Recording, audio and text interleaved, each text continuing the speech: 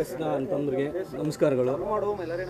ಇವತ್ತಿನ ದಿನ ತಾವು ನೋಡಿದಾಗೆ ಬೆಳಗಾವಿ ಗ್ರಾಮೀಣ ಕ್ಷೇತ್ರದ ಕೆಲವು BJP ಮುಖಂಡರು ನಮ್ಮ ಕಚೇರಿಗೆ ಬಂದಿದ್ದರು. ಅವ್ರ ಪ್ರಶ್ನೆ ಏನಪ್ಪ ಅಂದ್ರೆ, ನಾವು ಎಷ್ಟು ಅನುದಾನ ತಂದಿದ್ದೀವಿ, ಏನು ಕೆಲಸ ಮಾಡ್ತಾಯಿದ್ದೀವಿ ಅಂತ. ಮೊನ್ನೆನೇ ನಮ್ಮ ತಾಯಿಯವರಾದಂಥ ಲಕ್ಷ್ಮೀತಾಯಿ ಹೆಬ್ಬಾಳ್ಕರ್ ಅವರು ಒಂದು ಪ್ರೆಸ್ಗೆ ಒಂದು ನೋಟನ್ನು ಕಳಿಸಿದರು. 800 ಕೋಟಿ ರೂಪಾಯಿಗಳ ಒಂದು ಕ್ಯಾಬಿನೆಟ್ ಅನುಮೋದನೆ, ಆಲ್ರೆಡಿ 800 ಕೋಟಿ ರೂಪಾಯಿಗಳ ಕೆರೆ ತುಂಬೋ ನೀರಿನ ಯೋಜನೆ ಅದು ಆಲ್ರೆಡಿ ಕ್ಯಾಬಿನೆಟ್ ಅಪ್ರೂವಲ್ ಆಗಿ ಕೆಲವು ದಿನದಲ್ಲಿ ಅದನ್ನು ಭಾಳ ದೊಡ್ಡ ರೀತಿಯಲ್ಲಿ ಭೂಮಿ ಪೂಜೆಯನ್ನು ಮಾಡಿ ಅದನ್ನು ಲೋಕಾರ್ಪಣೆ ಮಾಡಬೇಕಂಥೇಳಿ ಒಂದು ಡಿಸಿಷನ್ ಆಗಿದೆ.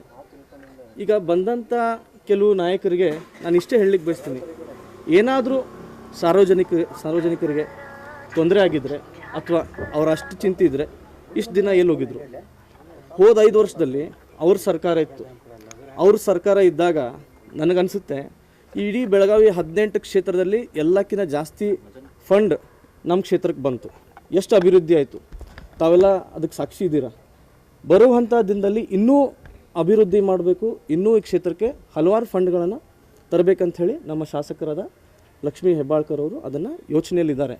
ಇವಾಗಿನವರೆಗೂ ಏನೇನು ಕೆಲಸ ಆಗಿದೆ, ಏನೇನು ಕೆಲಸ ಮಾಡಿದ್ದೀವಿ ಅದನ್ನು ಪತ್ರಿಕೆ ಮುಖಾಂತರ ಪ್ರೆಸ್ಸಲ್ಲಿ ಒಂದು ನೋಟ್ ಕೊಡ್ತೀವಿ.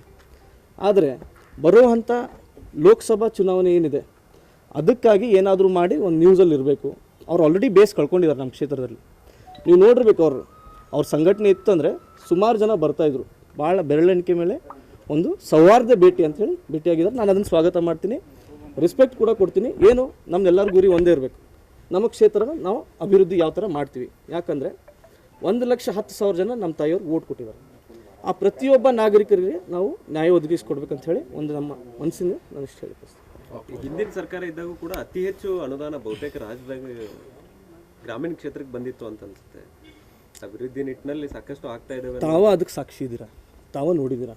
ಪ್ರತಿಯೊಂದು ಏನೇನು ಅಭಿವೃದ್ಧಿ ಕಾಮಗಾರಿ ಆಗಿದೆ ತಮ್ಮ ಪತ್ರಿಕೆ ಮುಖಾಂತರನೇ ನಾವು ಜನರಿಗೆ ತಲುಪಿಸಿದ್ದೀವಿ ಕೂಡ, ಅದನ್ನು ನೋಡಿದ್ದಾರೆ ಕೂಡ. ಹಾಗಾಗಿ ನಮ್ಮ ಸರ್ಕಾರ ಇಲ್ಲದ ಟೈಮ್ದಲ್ಲಿ ನಾವು ಅಷ್ಟು ಅಭಿವೃದ್ಧಿ ಮಾಡಿದ್ವಿ. ಇವಾಗ ನಮ್ಮ ಸರ್ಕಾರ ಇದೆ, ಮುಖ್ಯಮಂತ್ರಿಯವ್ರು ನಮ್ಮವರಿದ್ದಾರೆ. ಮುಖ್ಯಮಂತ್ರಿಯವ್ರಿಗೆ ಮತ್ತು ಉಪಮುಖ್ಯಮಂತ್ರಿಯವ್ರಿಗೆ ನಮ್ಮ ಜನರ ಮೇಲೆ ಭಾಳ ಕಾಳಜಿ ಇದೆ. ಈ 5 ವರ್ಷದಲ್ಲೂ ಕೂಡ ಲಾಸ್ಟ್ ಟೈಮ್ಕಿಂತ ಜಾಸ್ತಿ ಅಭಿವೃದ್ಧಿ ನಮ್ಮ MLA ಅವ್ರು ಮಾಡಿ ತೋರಿಸ್ತಾರೆ, ನಮ್ಮ ಮಂತ್ರಿಗಳು ಮಾಡಿ ತೋರಿಸ್ತಾರೆ ಅಂತ ಹೇಳಿ ನನಗೆ ಭರವಸೆ. ಹೆಸರಿಗೆ ಲೋಕಸಭಾ ಚುನಾವಣೆ ಮೃಣಾಲ್ ಹೆಬ್ಬಾಳ್ಕರ್ ಅವರು ಸ್ಪರ್ಧೆ ಮಾಡ್ತಾರ ಅನ್ನುವಂಥ ಪ್ರಶ್ನೆ ನಿಮ್ಮ ಕ್ಷೇತ್ರದ ಜನರು, ಜಿಲ್ಲೆ ಜನರಲ್ಲದ, ಏನು ಹೇಳಕ್ಕೆ? ಏನಿಲ್ಲ, ಹೈಕಮಾಂಡ್ ಯಾವ ಥರ ತೀರ್ಮಾನ ತೊಗೊಳ್ತಾರೆ, ನಮ್ಮ ಜಿಲ್ಲಾ ಉಸ್ತುವಾರಿ ಮಂತ್ರಿಗಳು ಯಾವ ಥರ ತೀರ್ಮಾನ ತೊಗೊಳ್ತಾರೆ ಅದಕ್ಕೆ ನಾವು ಬದ್ಧವಾಗಿದ್ದೀವಿ. ಕಾಂಗ್ರೆಸ್ ಪಕ್ಷದಲ್ಲಿ ಒಬ್ಬ ಸಾಮಾನ್ಯ ಕಾರ್ಯಕರ್ತನಿಗೂ ಅವಕಾಶ ಕೊಟ್ಟರೆ ಕೂಡ ನಮ್ಮ ಕ್ಷೇತ್ರದಿಂದ ನಾವು ಲೀಡ್ ಕೊಡಬೇಕನ್ನೋ ಒಂದು ಗುರಿಯನ್ನು ನಾವು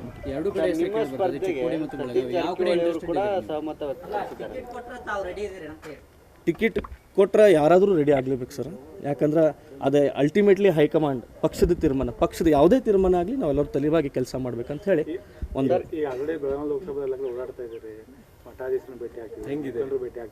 ಏನಂತಿದ್ದಾರೆ ಜನ. ಮುಖಂಡರನ್ನ ಭೇಟಿ ಆಗೋದು, ಮಠಾಧೀಶರನ್ನ ಭೇಟಿ ಆಗೋದು ಗುರಿ ಏನಂದ್ರೆ, ನಾವು ಈ ಸರಿ ಕಾಂಗ್ರೆಸ್ ಪಕ್ಷದ ಬಾವುಟನ ನಾವು ಬೆಳಗಾವಿ ಪಾರ್ಲಿಮೆಂಟ್ನಲ್ಲಿ ಹಾರಿಸಲೇಬೇಕು. ಶತಾಯಗತಾಯ 5 ಬಾರಿ ಇಲೆಕ್ಷನ್ ಆಯಿತು. ಲಾಸ್ಟ್ ಇಲೆಕ್ಷನಲ್ಲಿ ಬರೀ 2,000 ಮತಗಳ ಅಂತರಿಂದ ನಾವು ನಮ್ಮ ಸೀಟನ್ನು ಕಳ್ಕೊಂಡ್ವಿ. ನಮ್ಮ ಪಕ್ಷದಿಂದ ಯಾವುದಾದ್ರೂ ಒಬ್ಬ ಸಾಮಾನ್ಯ ವ್ಯಕ್ತಿ ಕೊಟ್ಟರು ಕೂಡ ಅದನ್ನು ನಾವು ಗೆಲ್ಲಿಸ್ಬೇಕನ್ನೋ ಗುರಿಯಿಂದಲೇ ನಾವು ಕೆಲಸ ಮಾಡ್ತಾಯಿದ್ದೀವಿ. ಸರಿ, ಈಗ ಮೊನ್ನೆ ಕೂಡ ಎಲ್ಲಿ ಹೋದರೂ ಮೇಡಮ್ ಅವ್ರಿಗೂ ಕೂಡ ಪ್ರೆಷರ್ ಮಾಡ್ತಾ ಇದ್ದಾರೆ, ಮೃಣಾಲ್ ಅವ್ರಿಗೆ ಟಿಕೆಟ್ ಕೊಡಿಸಿ ಅಂತೇಳಿ. ನೀವು ಹೋದರೂ ಕೂಡ ನೀವೇ ನಿಲ್ಲಿ ಅಂತಿದ್ದಾರೆ. ನಿಜಾನದು? ಜನರ ಆಶೀರ್ವಾದ ನನಗೂ ಒಂದು ಖುಷಿ ಮನಸ್ಸಲ್ಲಿ. ಯಾಕಂದರೆ ಇಷ್ಟು ದಿನ ಕೆಲಸ ಮಾಡಿ ಜನರ ಬಾಯಲ್ಲಿ ಈ ಥರ ಬರ್ತಾಯಿದೆ, ನಮಗೂ ಅದನ್ನು ಭಾಳ ಮನಸ್ಸಿಂದ ನಾನು ಖುಷಿ ಪಡ್ತೀನಿ. ಆದರೆ ಇನ್ನೂ ಗುರಿ ಭಾಳ ದೂರ ಇದೆ. ಇಷ್ಟು ಬೇಗ ನಾನು ಯಾವುದಕ್ಕೂ ಕೂಡ ಪ್ರತಿಕ್ರಿಯೆ ಕೊಡೋಲ್ಲ. ಇನ್ನೂ ಭಾಳ ದೂರ ಗುರಿ ಇದೆ, ನೋಡೋಣ ಮುಂದೆ ಹೆಂಗೆ ಬರುತ್ತೆ. ಪಕ್ಷದಿಂದ ಯಾವುದೇ ತೀರ್ಮಾನ ಬಂದರೂ ಅದನ್ನು ನಾವು ತೀರ್ಮಾನ ಸ್ವಾಗತ. ಕೃಷ್ಣ ಅಂತಂದ್ರಿಗೆ ನಮಸ್ಕಾರಗಳು. ಇವತ್ತಿನ ದಿನ ತಾವು ನೋಡಿದಾಗೆ ಬೆಳಗಾವಿ ಗ್ರಾಮೀಣ ಕ್ಷೇತ್ರದ ಕೆಲವು BJP ಮುಖಂಡರು ನಮ್ಮ ಕಚೇರಿಗೆ ಬಂದಿದ್ದರು. ಅವ್ರ ಪ್ರಶ್ನೆ ಏನಪ್ಪ ಅಂದ್ರೆ, ನಾವು ಎಷ್ಟು ಅನುದಾನ ತಂದಿದ್ದೀವಿ, ಏನು ಕೆಲಸ ಮಾಡ್ತಾಯಿದ್ದೀವಿ ಅಂತ. ಮೊನ್ನೆನೇ ನಮ್ಮ ತಾಯಿಯವರಾದಂಥ ಲಕ್ಷ್ಮೀತಾಯಿ ಹೆಬ್ಬಾಳ್ಕರ್ ಅವರು ಒಂದು ಪ್ರೆಸ್ಗೆ ಒಂದು ನೋಟನ್ನು ಕಳಿಸಿದರು. 800 ಕೋಟಿ ರೂಪಾಯಿಗಳ ಒಂದು ಕ್ಯಾಬಿನೆಟ್ ಅನುಮೋದನೆ, ಆಲ್ರೆಡಿ 800 ಕೋಟಿ ರೂಪಾಯಿಗಳ ಕೆರೆ ತುಂಬೋ ನೀರಿನ ಯೋಜನೆ ಅದು ಆಲ್ರೆಡಿ ಕ್ಯಾಬಿನೆಟ್ ಅಪ್ರೂವಲ್ ಆಗಿ ಕೆಲವು ದಿನದಲ್ಲಿ ಅದನ್ನು ಭಾಳ ದೊಡ್ಡ ರೀತಿಯಲ್ಲಿ ಭೂಮಿ ಪೂಜೆಯನ್ನು ಮಾಡಿ ಅದನ್ನು ಲೋಕಾರ್ಪಣೆ ಮಾಡಬೇಕಂತ ಹೇಳಿ ಒಂದು ಡಿಸಿಷನ್ ಆಗಿದೆ. ಈಗ ಬಂದಂಥ ಕೆಲವು ನಾಯಕರಿಗೆ ನಾನು ಇಷ್ಟೇ ಹೇಳಲಿಕ್ಕೆ ಬಯಸ್ತೀನಿ, ಏನಾದರೂ ಸಾರ್ವಜನಿಕರಿಗೆ ತೊಂದರೆ ಆಗಿದ್ದರೆ ಅಥವಾ ಅವರ ಅಷ್ಟು ಚಿಂತೆ ಇದ್ದರೆ ಇಷ್ಟು ದಿನ ಎಲ್ಲಿ ಹೋಗಿದ್ರು? ಹೋದ 5 ವರ್ಷದಲ್ಲಿ ಅವ್ರ ಸರ್ಕಾರ ಇತ್ತು. ಅವ್ರ ಸರ್ಕಾರ ಇದ್ದಾಗ ನನಗನ್ಸುತ್ತೆ ಇಡೀ ಬೆಳಗಾವಿ 18 ಕ್ಷೇತ್ರದಲ್ಲಿ ಎಲ್ಲಕ್ಕಿಂತ ಜಾಸ್ತಿ ಫಂಡ್ ನಮ್ಮ ಕ್ಷೇತ್ರಕ್ಕೆ ಬಂತು. ಎಷ್ಟು ಅಭಿವೃದ್ಧಿ ಆಯಿತು, ತಾವೆಲ್ಲ ಅದಕ್ಕೆ ಸಾಕ್ಷಿ ಇದ್ದೀರಾ. ಬರುವಂಥ ದಿನದಲ್ಲಿ ಇನ್ನೂ ಅಭಿವೃದ್ಧಿ ಮಾಡಬೇಕು, ಇನ್ನೂ ಈ ಕ್ಷೇತ್ರಕ್ಕೆ ಹಲವಾರು ಫಂಡ್ಗಳನ್ನು ತರಬೇಕಂತ ಹೇಳಿ ನಮ್ಮ ಶಾಸಕರಾದ ಲಕ್ಷ್ಮೀ ಹೆಬ್ಬಾಳ್ಕರ್ ಅವರು ಅದನ್ನು ಯೋಚನೆಯಲ್ಲಿದ್ದಾರೆ. ಇವಾಗಿನವರೆಗೂ ಏನೇನು ಕೆಲಸ ಆಗಿದೆ, ಏನೇನು ಕೆಲಸ ಮಾಡಿದ್ದೀವಿ ಅದನ್ನು ಪತ್ರಿಕೆ ಮುಖಾಂತರ ಪ್ರೆಸ್ಸಲ್ಲಿ ಒಂದು ನೋಟ್ ಕೊಡ್ತೀವಿ.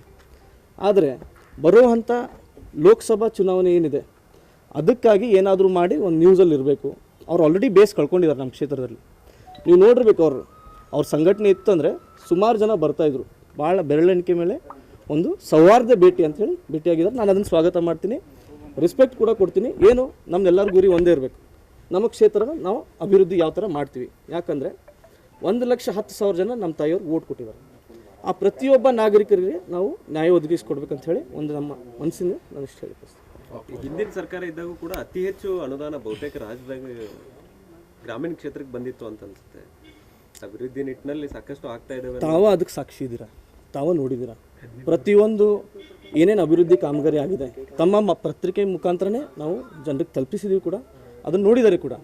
ಹಾಗಾಗಿ ನಮ್ಮ ಸರ್ಕಾರ ಇಲ್ಲದ ಟೈಮ್ದಲ್ಲಿ ನಾವು ಅಷ್ಟು ಅಭಿವೃದ್ಧಿ ಮಾಡಿದ್ವಿ. ಇವಾಗ ನಮ್ಮ ಸರ್ಕಾರ ಇದೆ, ಮುಖ್ಯಮಂತ್ರಿಯವ್ರು ನಮ್ಮವರಿದ್ದಾರೆ. ಮುಖ್ಯಮಂತ್ರಿಯವ್ರಿಗೆ ಮತ್ತು ಉಪಮುಖ್ಯಮಂತ್ರಿಯವ್ರಿಗೆ ನಮ್ಮ ಜನರ ಮೇಲೆ ಭಾಳ ಕಾಳಜಿ ಇದೆ. ಈ 5 ವರ್ಷದಲ್ಲೂ ಕೂಡ ಲಾಸ್ಟ್ ಟೈಮ್ಕಿಂತ ಜಾಸ್ತಿ ಅಭಿವೃದ್ಧಿ ನಮ್ಮ MLA ಅವ್ರು ಮಾಡಿ ತೋರಿಸ್ತಾರೆ, ನಮ್ಮ ಮಂತ್ರಿಗಳು ಮಾಡಿ ತೋರಿಸ್ತಾರೆ ಅಂತ ಹೇಳಿ ನನಗೆ ಭರವಸೆ. ಎದುರಿಗೆ ಲೋಕಸಭಾ ಚುನಾವಣೆ ಮೃಣಾಲ್ ಹೆಬ್ಬಾಳ್ಕರ್ ಅವರು ಸ್ಪರ್ಧೆ ಮಾಡ್ತಾರ ಅನ್ನುವಂಥ ಪ್ರಶ್ನೆ ನಿಮ್ಮ ಕ್ಷೇತ್ರದ ಜನರು, ಜಿಲ್ಲೆ ಜನರಲ್ಲದ, ಏನು ಹೇಳಕ್ಕೆ? ಏನಿಲ್ಲ, ಹೈಕಮಾಂಡ್ ಯಾವ ಥರ ತೀರ್ಮಾನ ತೊಗೊಳ್ತಾರೆ, ನಮ್ಮ ಜಿಲ್ಲಾ ಉಸ್ತುವಾರಿ ಮಂತ್ರಿಗಳು ಯಾವ ಥರ ತೀರ್ಮಾನ ತೊಗೊಳ್ತಾರೆ ಅದಕ್ಕೆ ನಾವು ಬದ್ಧವಾಗಿದ್ದೀವಿ.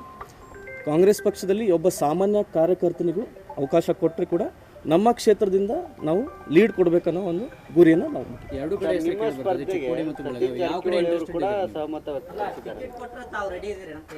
ಟಿಕೆಟ್ ಕೊಟ್ಟರೆ ಯಾರಾದರೂ ರೆಡಿ ಆಗಲೇಬೇಕು ಸರ್. ಯಾಕಂದ್ರೆ ಅದೇ ಅಲ್ಟಿಮೇಟ್ಲಿ ಹೈಕಮಾಂಡ್ ಪಕ್ಷದ ತೀರ್ಮಾನ, ಪಕ್ಷದ ಯಾವುದೇ ತೀರ್ಮಾನ ಆಗಲಿ ನಾವೆಲ್ಲರೂ ತಲೆಬಾಗಿ ಕೆಲಸ ಮಾಡ್ಬೇಕಂತ ಹೇಳಿ ಒಂದು